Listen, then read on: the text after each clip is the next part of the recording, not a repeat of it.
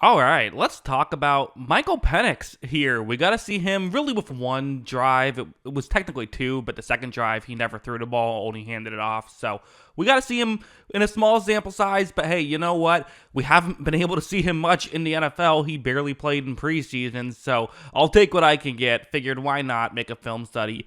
I'll be honest, I thought he looked really good out there. Granted, again, you see the score. 38-6 when he takes the field. I doubt you're getting guys playing 100%, but still, I mean, they're still NFL players. It's still, I think, worth talking about, and I think he did some nice things. Like, for example, this play, it's going to be a man coverage concept that the Broncos are in, and you see the route that Penix is going to look towards. Definitely one that can get open in this situation. It's Ray McCloud's route, so, okay, he's someone who can win him one-on-ones, right? But here's the thing. How could this play fail? Well, for one thing, if McCloud just doesn't win his one-on-one matchup. But how else could it fail? Well, you see those two Denver players covering over the middle of the field. If those two players can rush over and cover up McCloud's route, that's the other way it could fail. So when you see Penix takes the snap, watch what he does to counter that. He's going to look more towards the top of the screen. It's nothing crazy, but this actually is working a pretty good amount. The linebacker on that side of the field, number 40 for Denver, he's over the hash marks towards the top of the screen at this point. This little thing does make a big difference, and this is why, I felt like Penix coming out of college was a very NFL-ready prospect because he was already doing this kind of thing in college. Watch here as he then gets over to where he actually wants to throw the football, and they're able to pick up a big gain right there. It's a very subtle thing, but again, this is the kind of thing that I think Penix does, and this is why he was, in my opinion, a very good prospect. It's why he was drafted with a top 10 pick. There's many reasons, but this was one of them. I thought this play was very good as well. And again, one of the things that he was known for in college was how well he threw jump balls. How, he would give his receivers a chance, and he had some really good receivers in college, so that was a part of it.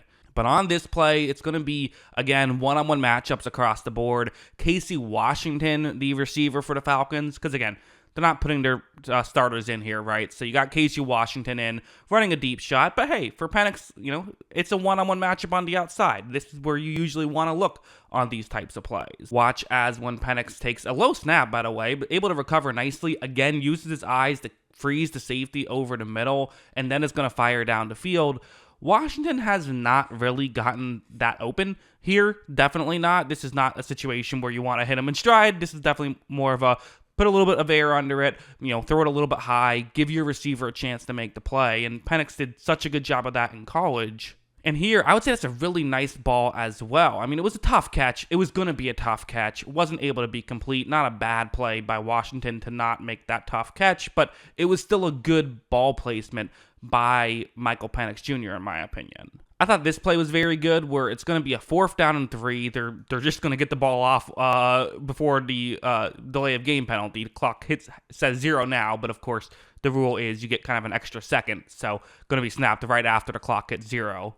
It's zone coverage, and again, you see the route on the screen that can work right here. Just kind of this quick route underneath the defender who's going to be covering in that area.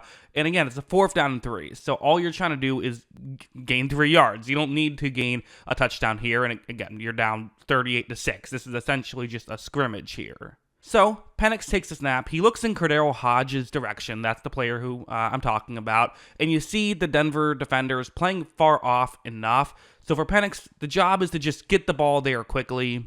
That's exactly what he does. And it's also just kind of funny, just him being a lefty. Watching it, it was kind of surprising how quickly the ball came out because he was on that side of the field. I wonder if there is something like that with the defenders as well. A little bit of getting used to. Have they had to deal with that with Tua? I don't know. Just something I thought of. But either way, good play by Penix. Just getting rid of the football quickly. That's good stuff. Now, I wouldn't say it was all perfect, and again, there wasn't a ton of sample size, period, but this play, what's going to happen is, so it's a one-on-one matchup on the outside.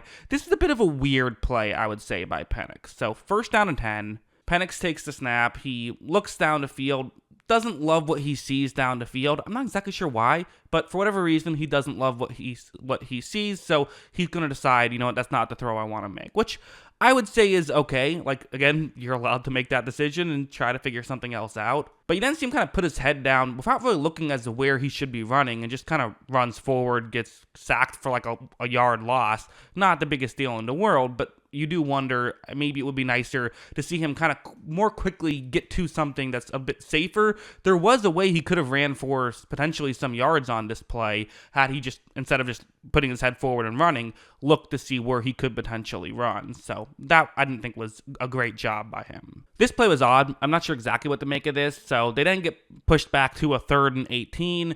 They're just going to go with a wide receiver screen pass to, you know, gain some yards and then I guess maybe try and kick a field goal. I don't know. They're down 1,000,000 points with 5 minutes left. They're just trying to get out of here probably. But still, hey, you got to run the offense. It's a wide receiver screen.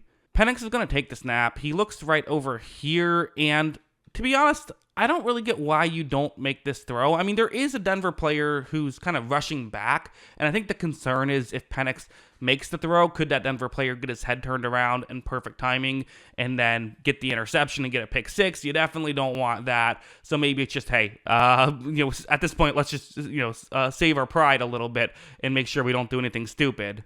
Penix ultimately just throws the one into the dirt. And listen, I'm never going to be that critical of a young player throwing the ball into the dirt. But at the same time, you do have to know that sometimes plays that don't look open are open NFL-wise.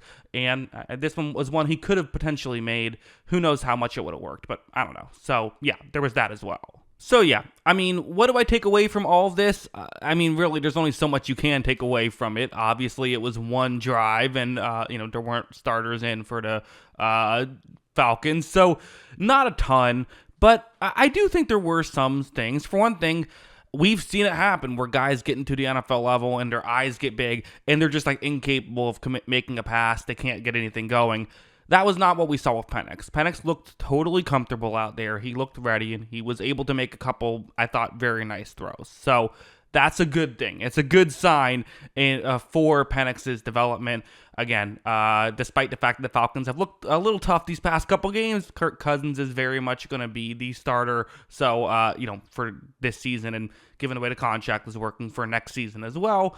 But still, it's nice to see that he's able to come in and do all right. So, yeah, I don't know. It was fun. It was fun to break down his performance. I don't know how much we were really learning from this, but it's at least, I thought, enjoyable. Hope you guys enjoyed it. But, yeah, those are my thoughts. What are yours? Let me know in the comments below. Always love hearing from y'all. And, of course, as always, thanks for watching.